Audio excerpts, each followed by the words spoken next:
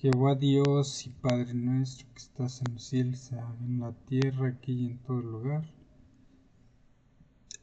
Alabado, bendecido, glorificado, ensalzado sea tu santo nombre por todas las criaturas del universo entero, incluidos nosotros. En esta mañana, Señor, te damos las gracias por la vida y por la salud que nos brindas y por todas las bendiciones que nos has dado hasta este momento, Señor.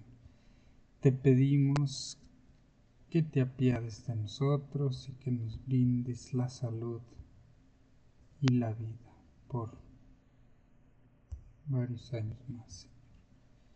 En esta mañana, Señor, te agradecemos también por la oportunidad de leer y escuchar tu santísima palabra y compartirla con más personas mediante las redes sociales como YouTube y Facebook, Señor.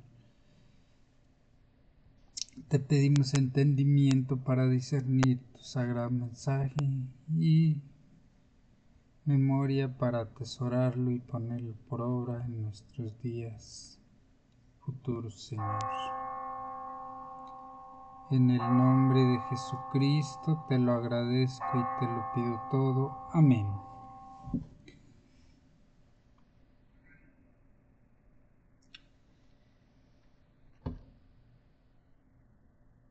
La lección que vamos a repasar hoy se titula Apresado y juzgado, correspondiente al 14 de septiembre de 2024.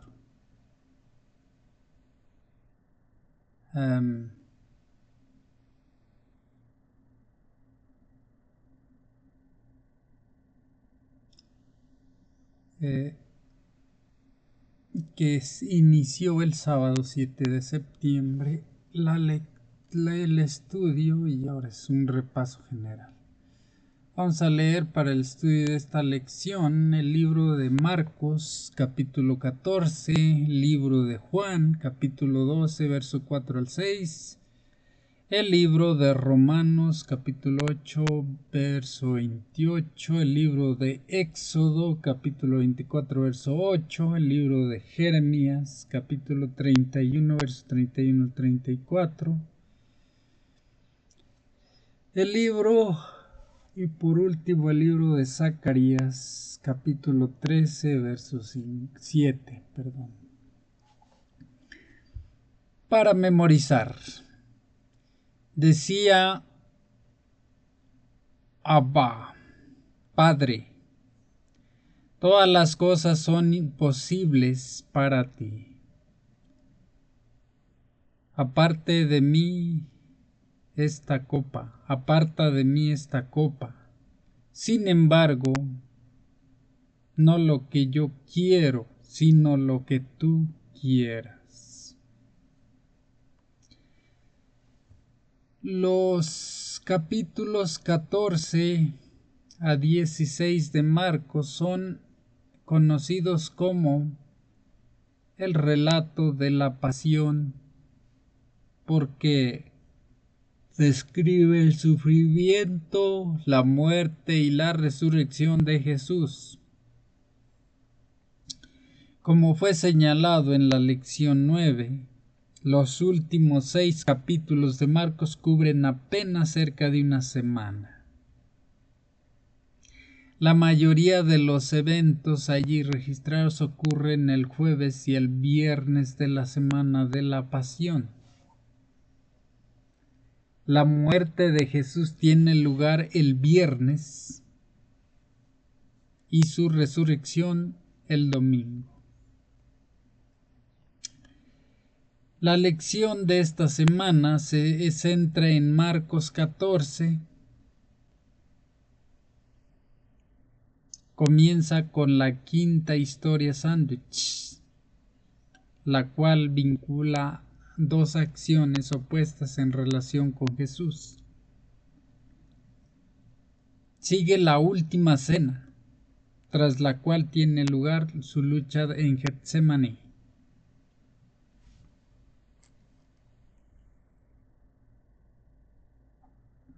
Allí es arrestado y llevado ante los dirigentes religiosos para ser juzgado. La escena del juicio está relacionada con la negación de Jesús por parte de Pedro, que constituye la sexta y última de las historias sándwich registradas en Marcos. Nuevamente ocurren dos acciones opuestas, pero por un giro irónico afirman la misma verdad. Dos tramas narrativas avanzan de la mano a lo largo del relato, con un estilo nítido. Marcos pone delante del lector estas tramas enfrentadas mientras revela el triunfo de Jesús. Esa fue la introducción o parte del sábado. Vámonos con la parte 2 o parte del domingo. Y se titula Inolvidable. Aquí dice, lee Marcos capítulo 14, versos 1 al 11. Ok, vamos, para después venir con la pregunta. Era 14, 1 al 11, dice el complot para prender a Jesús. Perdón. Tenemos que hacer cambio acá porque si no, no sale en el...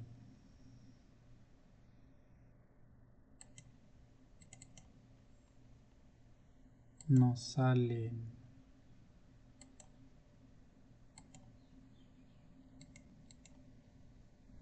en el en vivo y pues no se ve la lectura en el video.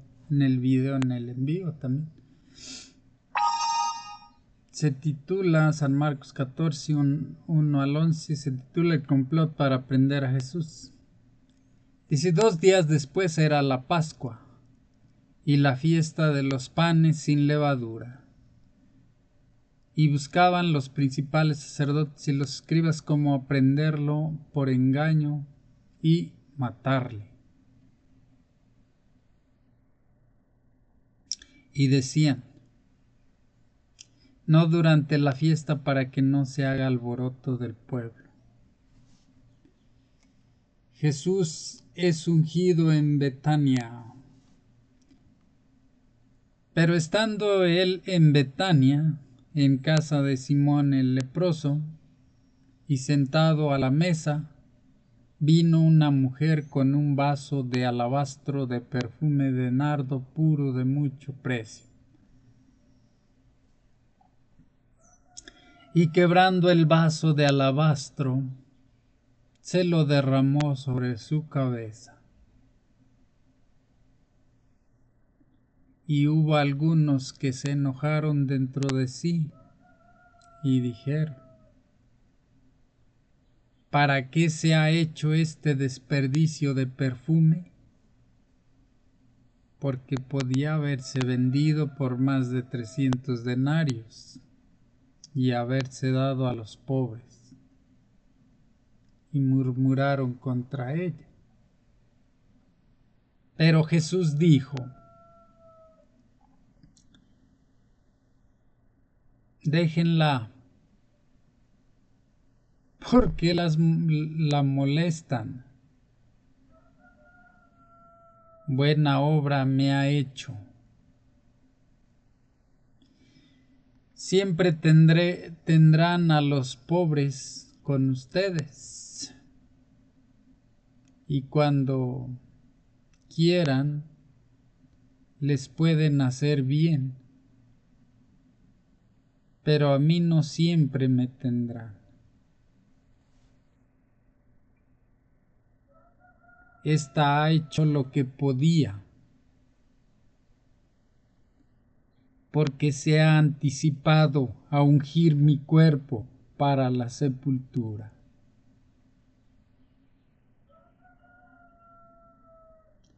De cierto os digo que donde quiera que se predique este evangelio en todo el mundo, también se contará lo que ésta ha hecho, para memoria de ella. Judas ofrece entregar a Jesús.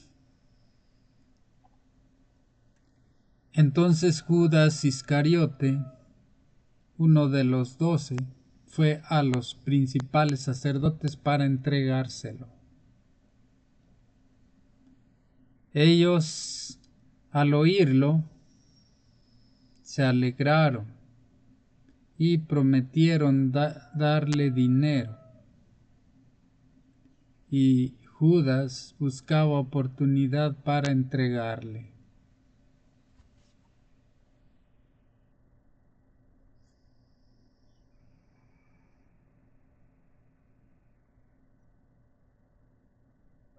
Ahí termina la parte que se iba a leer. Vamos nuevamente a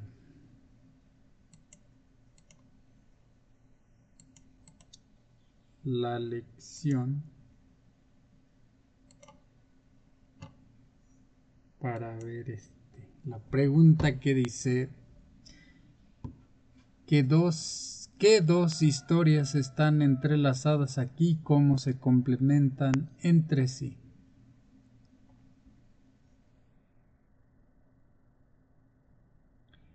Pues tenemos a la mujer que derramó el perfume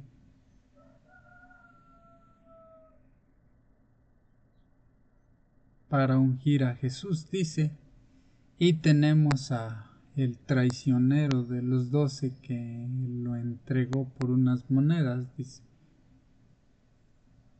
Esas son las dos historias sándwich que se desarrollan en esa parte de la narrativa de los hechos que ocurrieron con Jesús o Jesucristo. Ahora vamos a ver qué dice acá abajo. Dice Marcos 14:1 indica que habían transcurrido 2 días desde la Pascua. Esta reunión ocurrió probablemente el martes de la noche o el miércoles de esa semana. Los líderes religiosos tenían un plan y un momento oportuno para llevarlo a cabo. Solo necesitaban un medio para alcanzar su objetivo. Y provendría de un lugar sorprendente. Este pasaje es el quinto relato sándwich de Marcos. Ver la lección 3. La historia del complot contra Jesús está conectada con la de una mujer que ungió la cabeza de Jesús con un costoso perfume. Dos personajes paralelos realizan acciones opuestas, mostrando un irónico contraste. El asombroso obsequio que la mujer ofreció a Jesús contrasta con la perfidia de Judas al traicionar a su Señor. En este evangelio no se consigna el nombre de ella. Él, en cambio, es identificado como uno de los 12. El valor del regalo de ella es declarado. El precio de la traición de él es solo una promesa de dinero. No se da una razón específica por la que ella hace esto, pero los invitados a la cena quedan consternados por lo que consideran un gran despilfarro, equivalente a la paga de casi un año de trabajo, cuando el perfume es derramado sobre Jesús. Él interviene, sin embargo, en defensa de ella y dice que lo que acaba de hacer será incluido en la proclamación del Evangelio del mundo en memoria de ella.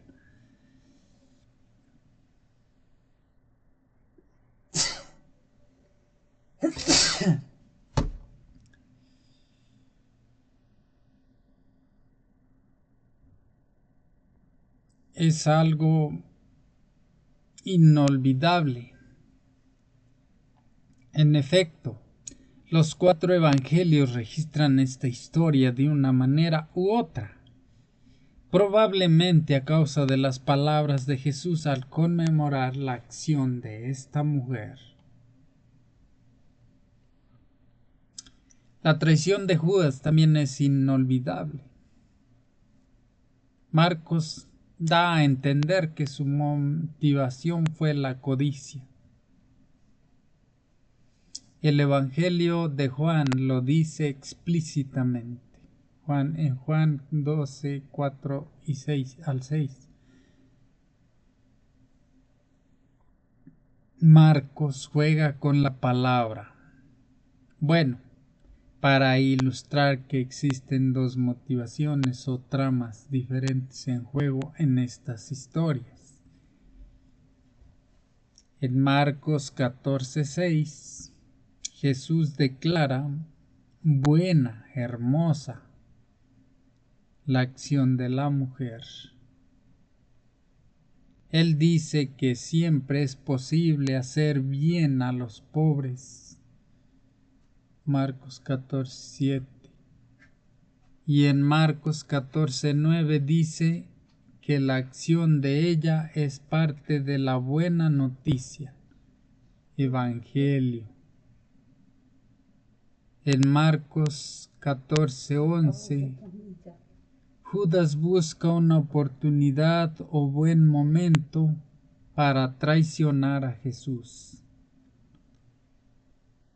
Lo que este juego de palabras sugiere es que el complot de los hombres para destruir al Mesías llegaría a ser parte de la historia del Evangelio porque da frutos al cumplirse la voluntad de Dios de entregar a su Hijo para la salvación de la humanidad.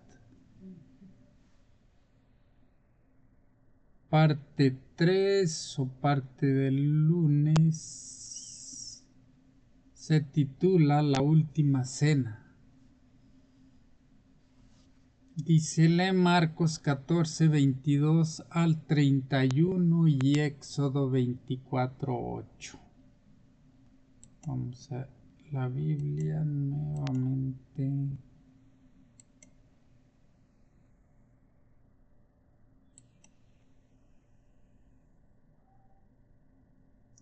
Es Marcos 14, 22 al 31.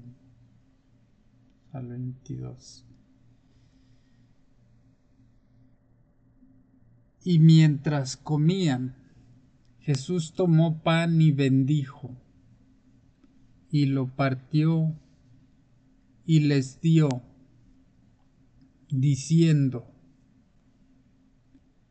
tomad, esto es mi cuerpo. Y tomando la copa, y habiendo dado gracias, les dio, y bebieron de ella todos.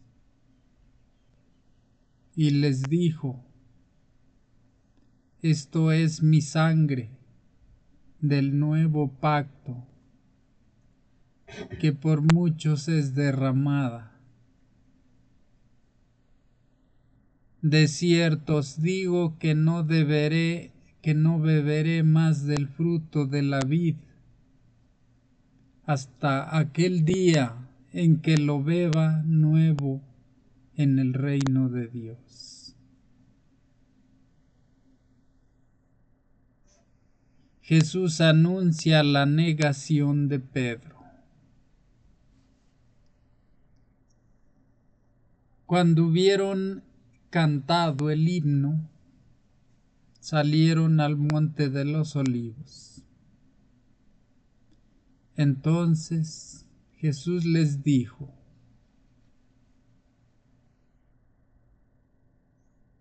todos se escandalizarán de mí esta noche,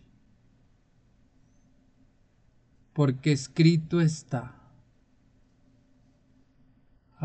heriré al pastor y a las ovejas serán dispersadas. Pero después que haya resucitado, iré delante de ustedes a Galilea.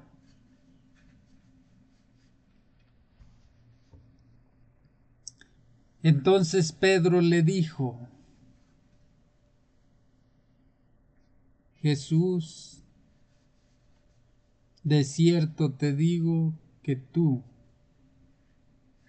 hoy, en esta noche, antes que el gallo haya cantado, 2 veces me negarás 3 veces.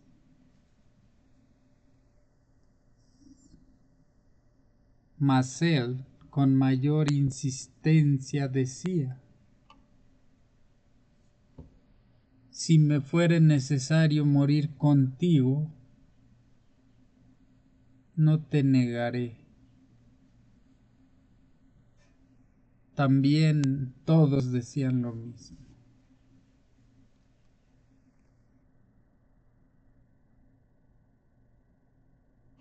Éxodo 24:8.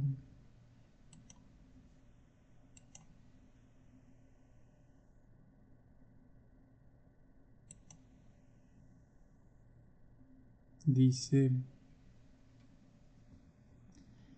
entonces Moisés tomó la sangre y roció sobre el pueblo y dijo: he aquí la sangre del pacto que Jehová ha hecho con vosotros sobre todas estas cosas.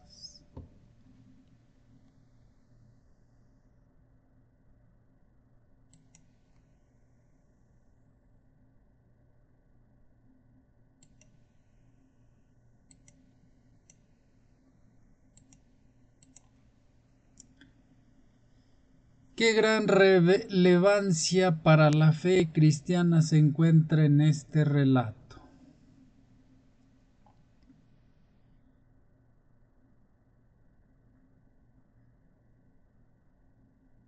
Pues es el pacto, la sangre que lava a los pecados de nosotros. Dice Marcos 14:12, observa que este es el primer día de la fiesta de los panes sin levadura, cuando se sacrificaba el cordero pascual. La cena se realizaba al atardecer del jueves.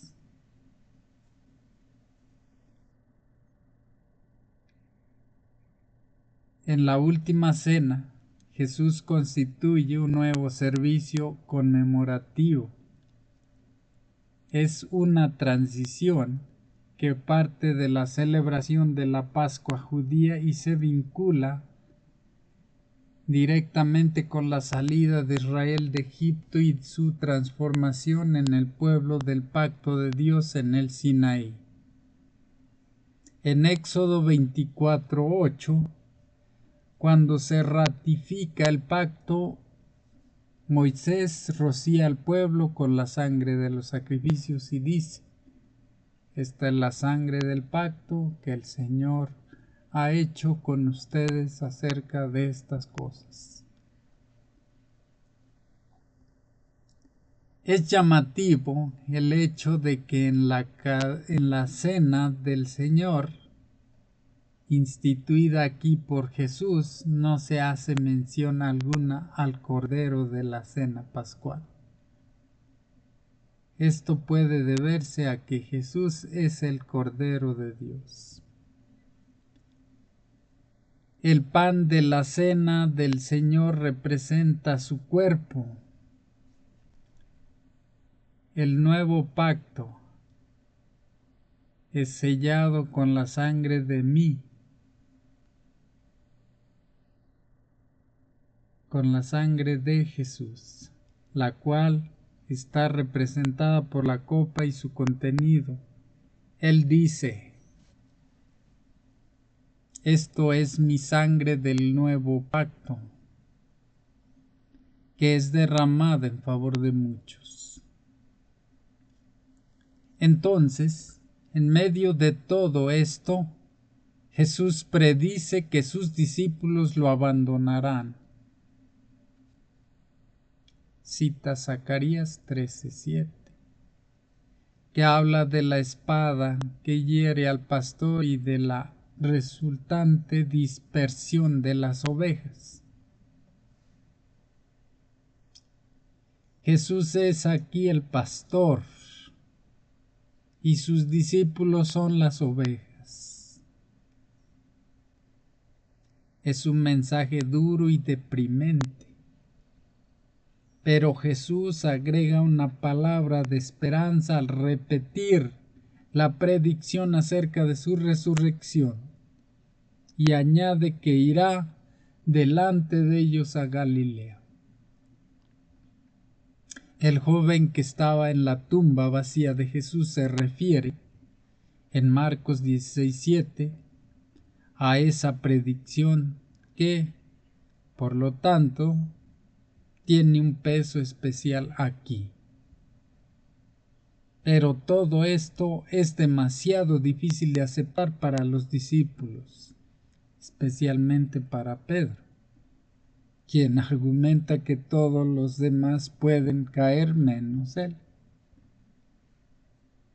No obstante, Jesús continúa con el lenguaje solemne y predice que Pedro lo negará 3 veces antes de que el gallo cante 2 veces. La predicción jugará un papel crucial en la escena del juicio de Jesús y la negación de Pedro. Por ello, juega también un papel crucial aquí.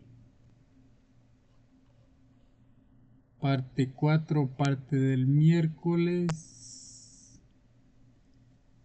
se titula Getsemaní. Vamos a leer Marcos capítulo 14, 32 al 42. Vamos otra vez a la Biblia.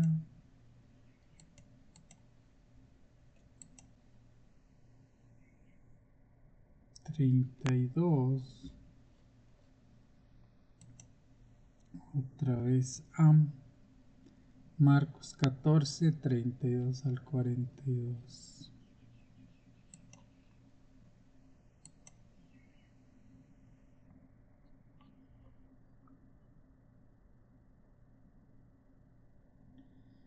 Jesús ora en Getsemaní. Vinieron, pues, a un lugar que se llama Getsemaní, y dijo a sus discípulos: sentaos, siéntense aquí, entre tanto que yo oro. Mientras que yo oro.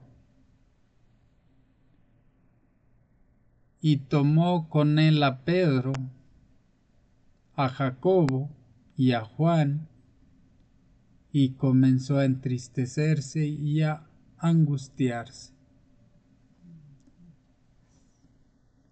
Y les dijo: mi alma está muy triste hasta la muerte. Quédense aquí y velen. Yéndose un poco adelante, se postró en tierra y oró que si fuese posible pasara de aquella hora. Y oró que si fuera posible pasara de aquella hora. Y decía: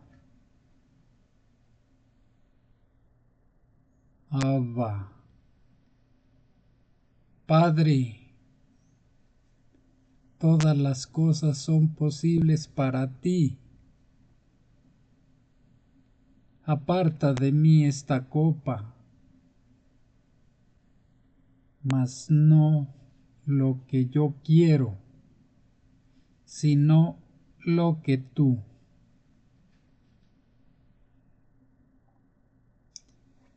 Vino luego y los halló durmiendo, y dijo a Pedro: Simón, ¿duermes? ¿No has podido velar una hora? Velen y oren, para que no entren en tentación. El espíritu a la verdad está dispuesto, pero la carne es débil. Otra vez fue y oró, diciendo las mismas palabras. Al volver, otra vez los halló durmiendo, porque los ojos de ellos estaban cargados de sueño, y no sabían qué responderle.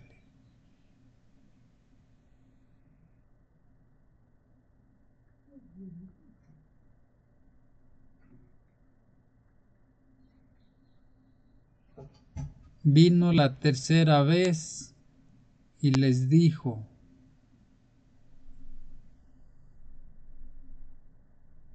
duerman ya y descansen.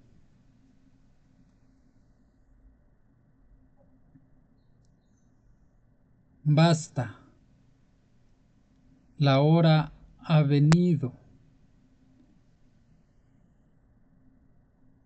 He aquí, el Hijo del Hombre es entregado en manos de los pecadores.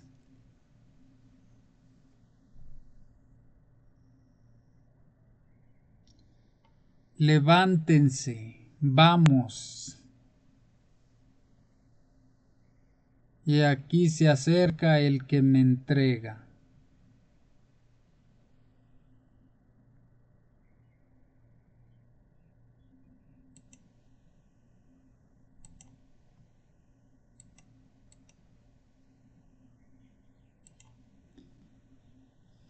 ¿Qué pidió Jesús en oración en Getsemaní y cómo fue contestada su oración?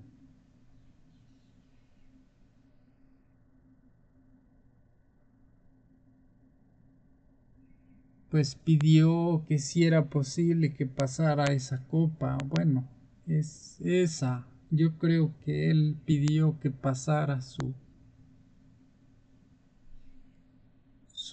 me imagino que miedo al cumplimiento de su, de su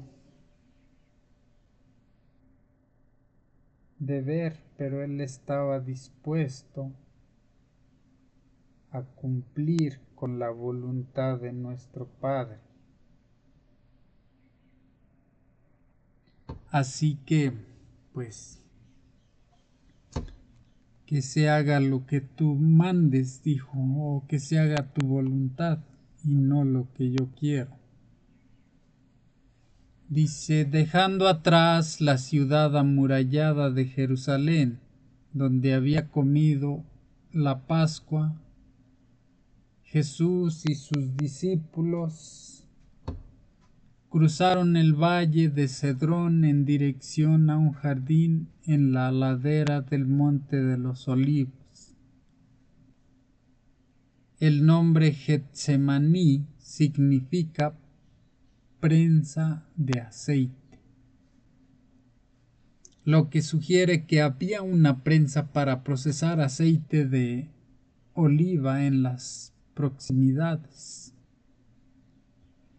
La ubicación exacta del jardín es desconocida, pues los romanos talaron todos los olivos del monte durante el asedio a Jerusalén en el año 70 después de Cristo. Cuando llegaron al jardín, Jesús dejó allí a sus discípulos y fue más lejos en compañía de Pedro, Santiago y Juan. Pero luego deja también a los tres y prosigue solo. Este distanciamiento sugiere que Jesús está cada vez más aislado y solo mientras hace frente a su sufrimiento venidero. Jesús ora pidiendo que la copa del sufrimiento le sea evitada, pero solo si es la voluntad de Dios. Usa la palabra aramea Abba, que Marcos traduce como Padre. El término no significa papá, como algunos han sugerido. La palabra usada por un niño para dirigirse a su padre era Abi. Anchor, sin embargo, el uso de la expresión Abba, padre, lleva en sí un toque de vinculación familiar estrecha. Jesús ora pidiendo la supresión de la copa del sufrimiento, pero se somete a la voluntad de Dios. En el resto del relato de la pasión, resulta obvio que la respuesta de Dios a la oración de Jesús es no. No suprimirá la copa del sufrimiento porque la salvación se ofrece al mundo por medio de esa experiencia.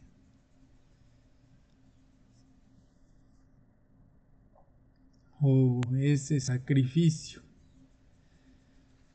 Cuando enfrentamos dificultades, es alentador tener amigos que nos apoyan. En Filipenses 4:13, Pablo se refiere a hacer todas las cosas por medio de uno que nos fortalece. Muchos olvidan lo que dice Filipenses 4:14, que comienza con: sin embargo, el texto dice: sin embargo, bien hicieron en participar en mi tribulación. Esto es lo que Jesús deseaba en Getsemaní. 3 veces acudió a sus discípulos en busca de consuelo. En las 3 ocasiones estaban durmiendo. Finalmente, los despertó para que fueran con él a hacer frente a la prueba. Él estaba listo. Ellos no.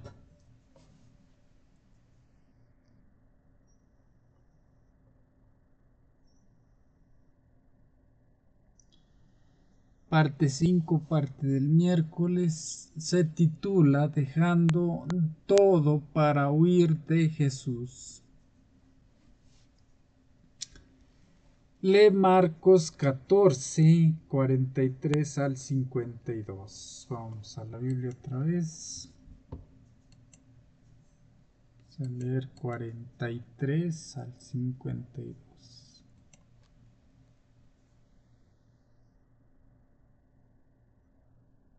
Arresto de Jesús.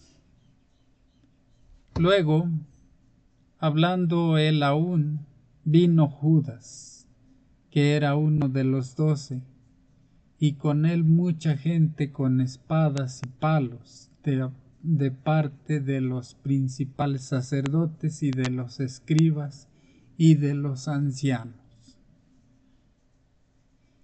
Y el que le entregaba les había dado señal diciendo: al que yo bese, ese es. Prendedle y llevadle con seguridad. Y cuando vino, se acercó luego a él y le dijo: Maestro, maestro. Y le besó.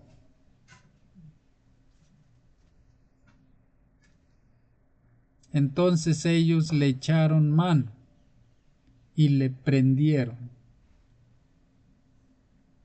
Pero uno de los que estaban allí, sacando la espada,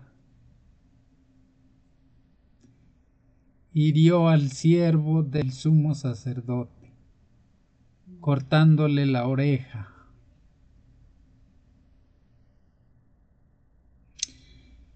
Y respondiendo Jesús, les dijo: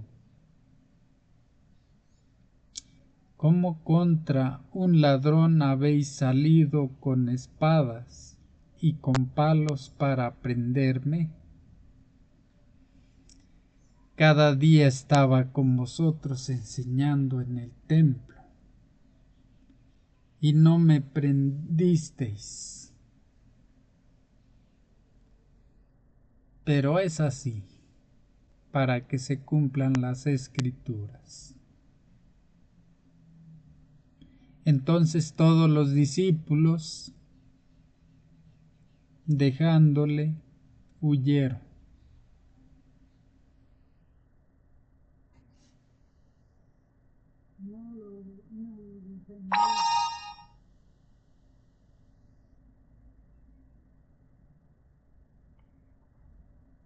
El joven que huyó.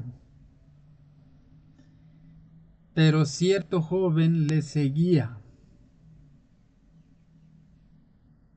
cubierto el cuerpo con una sábana, y le prendieron.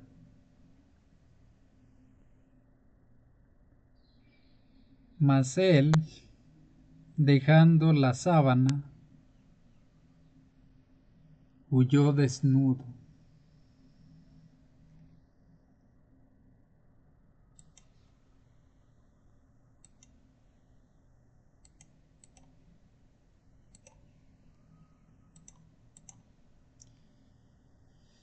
¿Qué ocurre aquí que es tan crucial para el plan de salvación?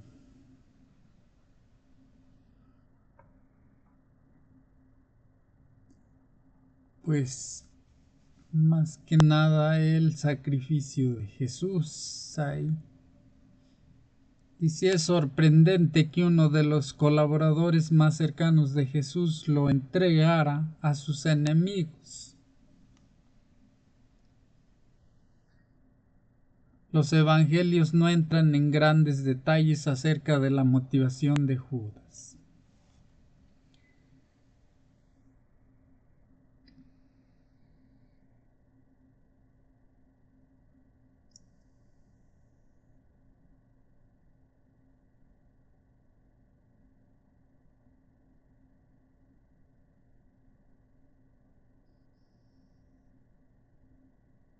Había fomentado el mal espíritu de la avaricia hasta que éste había llegado a ser el motivo predominante de su vida.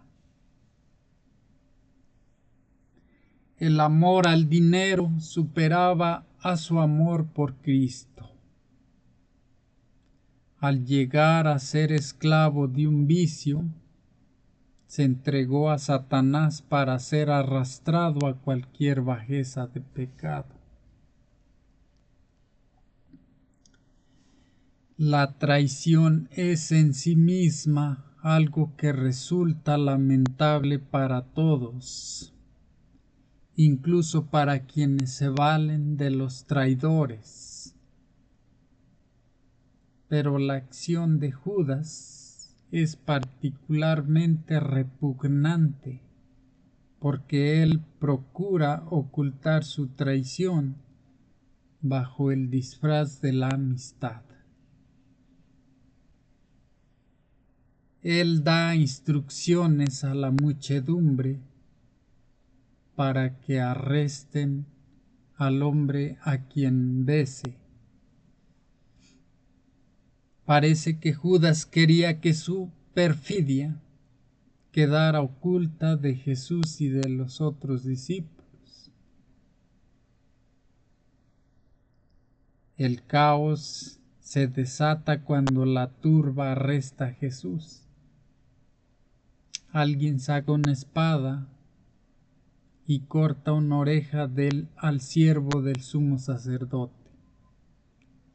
Jesús se dirige a la horda y los reprende por hacer en secreto lo que no se habían atrevido a hacer abiertamente mientras enseñaba en el templo, pero concluye haciendo referencia al cumplimiento de las Escrituras. Es otra señal de la trama que recorre todo el relato de la pasión. La voluntad de Dios está llegando a su cumplimiento, aunque la voluntad del hombre esté operando para destruir al Mesías. Todos los discípulos huyen, incluso Pedro, quien, sin embargo, reaparecerá siguiendo a Jesús de lejos y metiéndose finalmente en problemas. Marcos 14, 51 y 52 registra el hecho de que un joven seguía a Jesús, un dato que no aparece en ningún otro lugar de los evangelios canónicos. Algunos piensan que era Marcos mismo, pero es imposible. Lo destacable es que huyó desnudo. En lugar de dejar todo para seguir a Jesús, dejó todo para huir de él.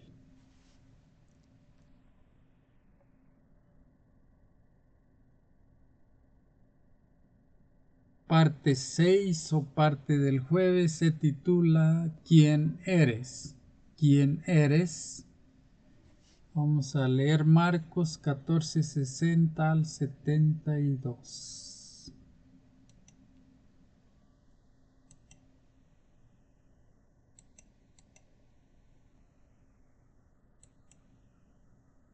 Catorce, 60 al 72.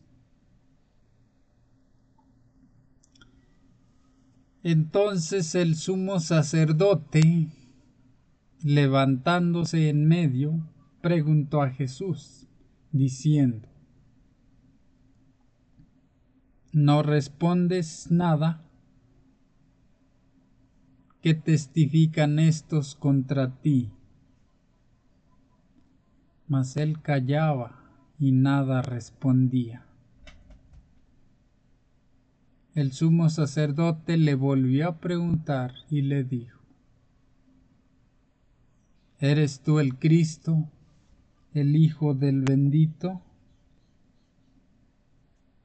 Y Jesús le dijo: Yo soy.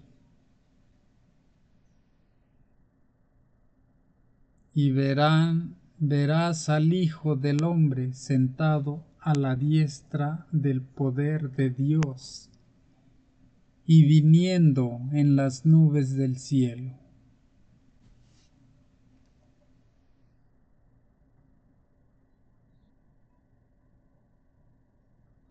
Entonces el sumo sacerdote, rasgando su vestidura, dijo: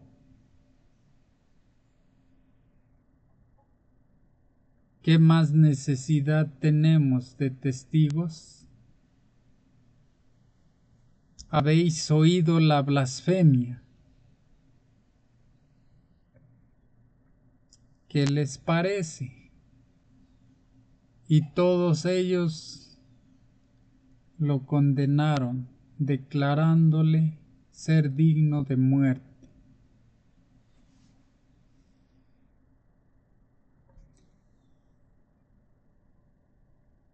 Y algunos comenzaron a escupirle y a cubrirle el rostro y a darle de puñetazos y a decirle: profetiza. Y los alguaciles le daban de bofetadas. Pedro niega a Jesús. Estando Pedro abajo en el patio, vino una de las criadas del sumo sacerdote, y cuando vio a Pedro que se calentaba, mirándole, dijo: ¿tú también estabas con Jesús el Nazareno? Mas él negó, diciendo: no le conozco, ni sé lo que dices.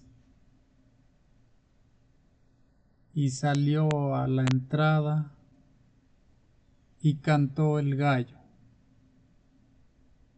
Y la criada, viéndole otra vez, comenzó a decir a los que estaban ahí: este es de ellos. Pero él negó otra vez. Y poco después, los que estaban allí dijeron otra vez a Pedro: verdaderamente tú eres de ellos, porque eres Galileo, y tu manera de hablar es semejante a la de ellos. Entonces él comenzó a maldecir y a jurar: no conozco a este hombre de quien habláis. Y el gallo cantó la segunda vez. Entonces Pedro se acordó de las palabras que Jesús le había dicho: antes que el gallo cante 2 veces, me negarás 3 veces. Y pensando en esto lloraba.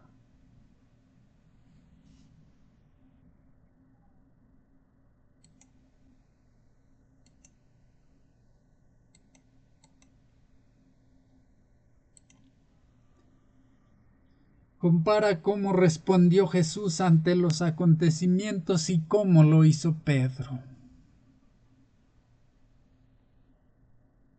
¿Qué lecciones podemos aprender de las diferencias? Pues totalmente lo contrario. Si vemos, Jesús, él enfrentó la muerte. Le preguntaron si era el Hijo del Santo y dijo: yo soy. No dijo: yo no soy. No. Él dijo: yo soy. En cambio, Pedro dijo: no soy de ellos, yo no lo conozco. Marcos 14, 53 al 59 describe el momento en que Jesús es traído ante el Sanedrín y la primera parte del juicio. Se trata de un ejército de frustración. Los líderes tratan una y otra vez de hacer valer sus acusaciones contra Jesús. El escritor del Evangelio destaca que el testimonio era falso y que los testigos nunca se pusieron de acuerdo.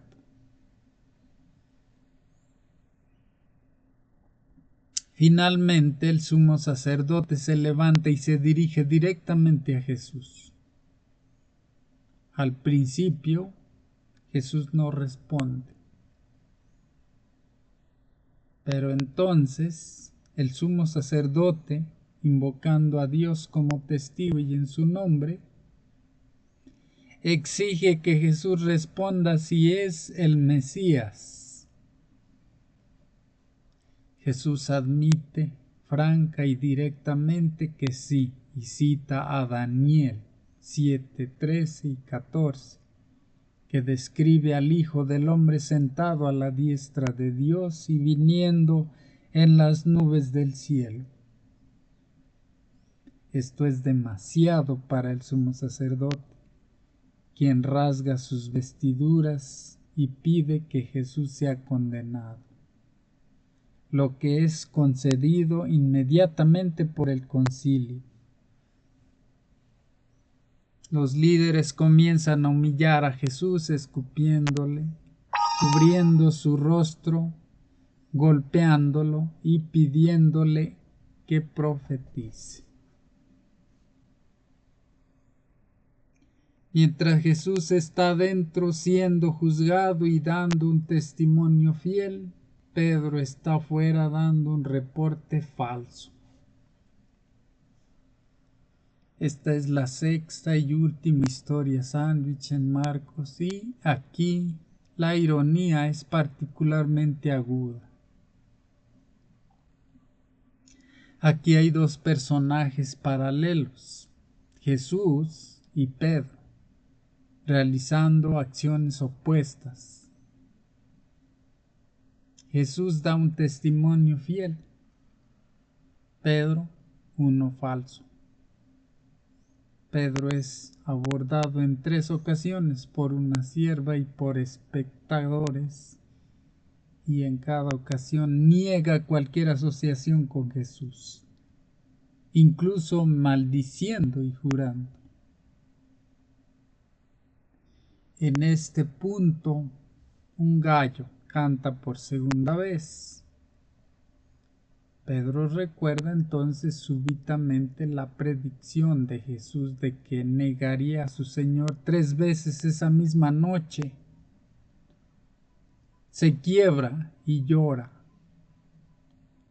He aquí la impresionante ironía. Cuando terminan de juzgar a Jesús, le cubren los ojos. Le cubren los ojos, lo golpean y le ordenan profetizar. La idea era burlarse de él, pues no podía ver quién lo golpeó. Sin embargo, en el mismo momento en que ellos están haciendo esto, Pedro está negando a Jesús en el patio, cumpliendo así una de las predicciones de Jesús. En consecuencia, Pedro demuestra al negar a Jesús que este es el Mesías.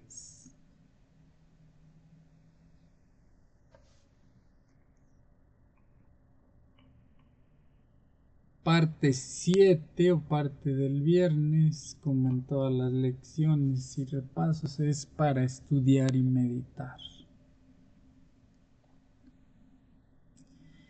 Mientras los juramentos envilecedores todavía estaban frescos en los labios de Pedro y el agudo canto del gallo percutía en sus oídos, el Salvador se desvió de sus ceñudos jueces y miró de lleno a su pobre discípulo. Al mismo tiempo, los ojos de Pedro fueron atraídos hacia su maestro. En aquel amable semblante leyó profunda compasión y pesar, pero no había ira. La visión de ese rostro pálido y doliente esos labios temblorosos, esa mirada de compasión y perdón. Atravesó su corazón como una flecha. Su conciencia se despertó. La memoria se activó. Pedro rememoró su promesa de unas pocas horas antes, de que iría con su Señor hasta la cárcel y hasta la muerte. Recordó su pesar cuando el Salvador le dijo en el aposento alto que negaría a su Señor 3 veces esa misma noche. Pedro acababa de declarar que no conocía a Jesús, pero ahora se dio cuenta, con amargo pesar, de cuán bien lo conocía su Señor y de cuán exactamente había leído su corazón, cuya falsedad desconocía él mismo.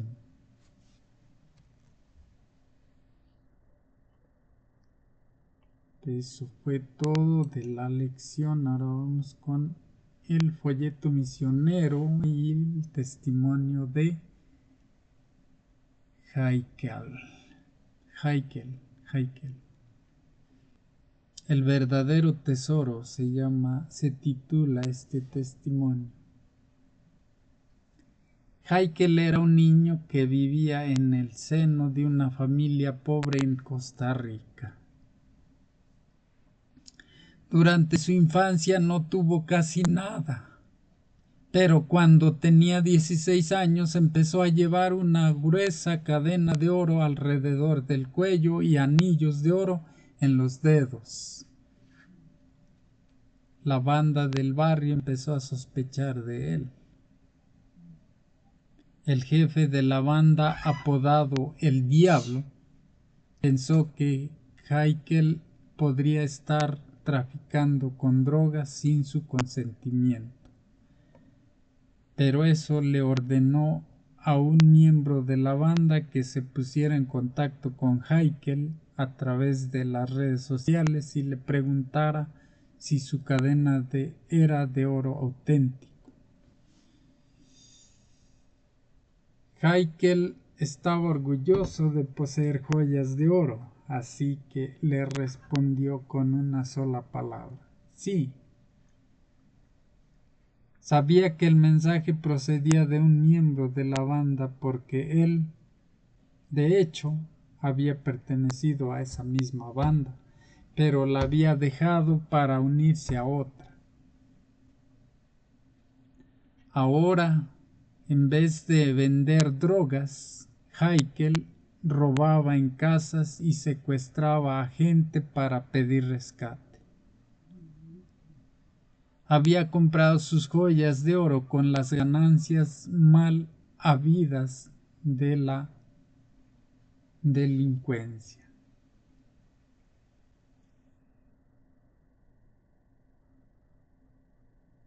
Varias horas después, a las 7 de la tarde, Haeckel vio al miembro de la banda acercarse a él a toda velocidad en una moto. Haeckel estaba delante de la casa de su abuela, donde acababa de llegar para pasar la noche. Había ido caminando desde la casa de su madre, donde se quedaba durante el día. Sentado en la parte de atrás de la moto estaba el hermano del conductor. Con horror,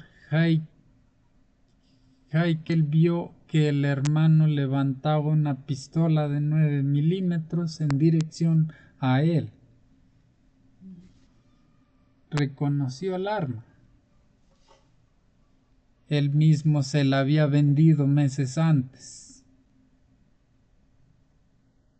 En rápida sucesión, 2 bolas le dieron en las piernas y 5 en el pecho y el estómago. Cayó al suelo. Estaba demasiado aterrorizado para gritar y moverse. Su mente se llenó de pensamientos. Recordó que de niño una tía suya que era adventista le había enseñado a orar y a leer la Biblia, y se dio cuenta de que había cometido un error al involucrarse con las bandas delictivas. Oró. Dios, perdóname. El tiempo parecía haberse detenido. Entonces oyó la motocicleta alejarse a toda velocidad. Pasó un automóvil junto a él, pero no se detuvo. La abuela salió de la casa y se inclinó sobre Heikel. Pasó un segundo automóvil que sí se detuvo. De él salieron dos personas, metieron a Heikel adentro y lo llevaron al hospital. Heikel se despertó al día siguiente a las 3 de la tarde. Estaba conectado a una máquina que lo ayudaba a respirar. Le habían dado 23 puntos de sutura en medio del estómago. Se enteró de que había estado a punto de morir. Los adventistas de la iglesia de su tía llevaban horas orando para que se sobreviviera. Entendió que era un milagro que estuviera vivo. Desde aquel día decidió vivir para Jesús. Hoy, 3 años después de este suceso, Heikel estudia para ser barbero. Comparte su historia con otros jóvenes, animándolos a encontrar el sentido de la vida a través de Dios, no de las bandas. Los anima a llenar sus mentes de cosas buenas y a permanecer cerca de Dios. Se arrepiente de haber llenado su mente de basura cuando era adolescente y confía en que Dios la llenará de cosas buenas a medida que pase tiempo leyendo la Biblia. Al fin y al cabo, el apóstol Pablo dijo: no imiten las conductas ni las costumbres de este mundo, más bien dejen que Dios los transforme en personas nuevas al cambiarles la manera de pensar. Entonces aprenderán a conocer la voluntad de Dios y para ustedes, la cual es buena, agradable y perfecta. Quiero pensar solo en lo bueno y no quiero recordar el pasado, dice Heikel. Ahora leo la Biblia todas las mañanas y todas las noches. Me levanto temprano para orar. Es un proceso. Sé que con la ayuda de Dios puedo llegar lejos. Los dos hermanos que lo atacaron nunca fueron llevados ante la justicia porque él no ha revelado sus identidades a la policía. Sigue viviendo en el mismo barrio y comprende que delatarlos los pondría en peligro a él, a su madre y a su abuela. En cuanto a sus joyas de oro, las perdió todas el día del asalto. No sabe quién se las llevó, pero no le importa. Ha descubierto que el verdadero tesoro no es lo que llevamos puesto. El verdadero tesoro es lo que llevamos en el corazón.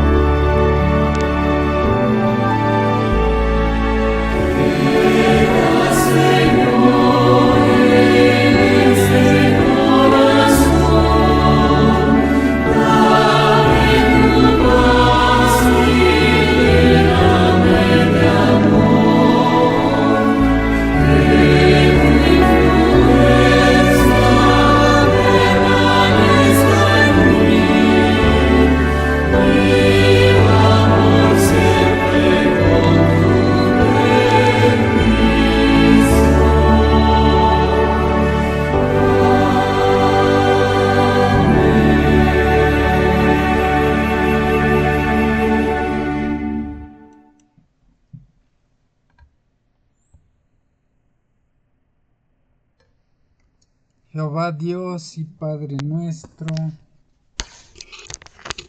que estás en el cielo, en la tierra y en todo lugar, aquí y en todo lugar.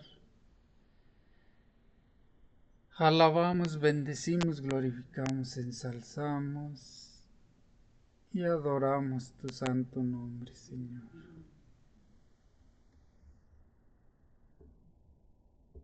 Y te pedimos